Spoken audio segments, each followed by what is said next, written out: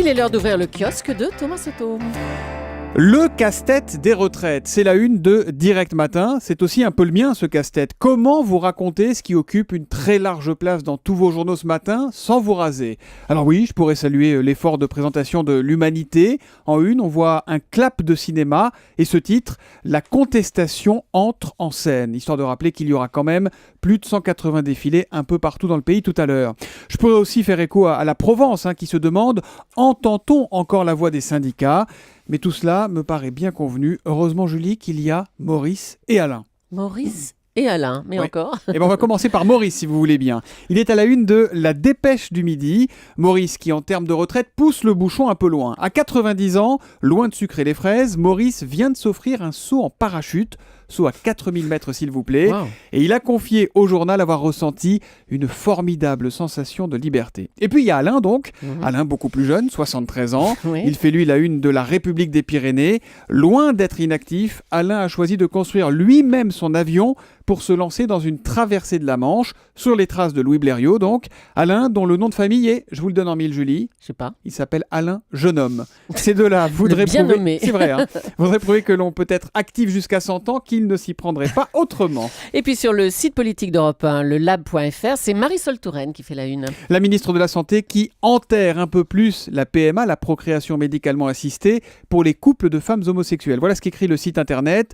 Allusion à une intervention de Marisol Touraine qui, dans une émission politique il y a quelques jours, expliquait n'être pas favorable à un examen de cette disposition dans le futur projet de loi sur la famille, etc. etc. Bref, moi ce que je vous recommande, c'est d'aller voir la photo qu'il y a une sur le lab. Parce qu'on voit bien que Marisol Touraine, elle regarde ailleurs, peut-être vers la prison de la Santé, où son fils Gabriel, 22 ans, est écroué depuis le début du mois. Information du Parisien, il a été condamné à 3 ans de prison ferme pour avoir débarqué armé dans l'appartement d'une femme de 59 ans. Ça s'est passé dans le 18e à Paris, et il lui a extorqué de l'argent. La ministre m'a adressé une petite lettre dans laquelle elle m'a présenté ses excuses, explique la victime au journal. Sinon, Thomas, vous avez repéré 2 journaux inspirés, on va dire, ce matin. Inspiré, c'est le mot. On va commencer par le Courrier Picard. Le contribuable n'a plus que les impôts sur les eaux, ose le journal. Ça claque comme du Audiard. D'ailleurs, figurez-vous que c'est du Audiard. On a recherché cette réplique. Le jour approche où nous n'aurons plus que l'impôt sur les eaux sort tout droit de La Chasse à l'homme, film sorti en 1964. Et puis Julie, si je vous dis « N'ayez pas peur », ça vous rappelle quelqu'un ? Moi, je me souviens de La France a peur, mais ça, c'était Roger Gicquel. Non, moi, je parle d'un autre. C'est la phrase choc du célèbre discours du pape Jean-Paul II en 78. « N'ayez pas peur ».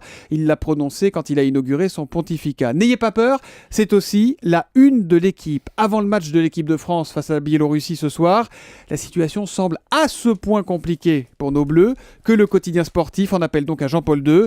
Et je sais pas vous, mais je trouve que la photo est géniale. Regardez, on y voit Olivier Giroud qui est à genoux sur le terrain, les mains jointes. On a vraiment l'impression qu'il prie.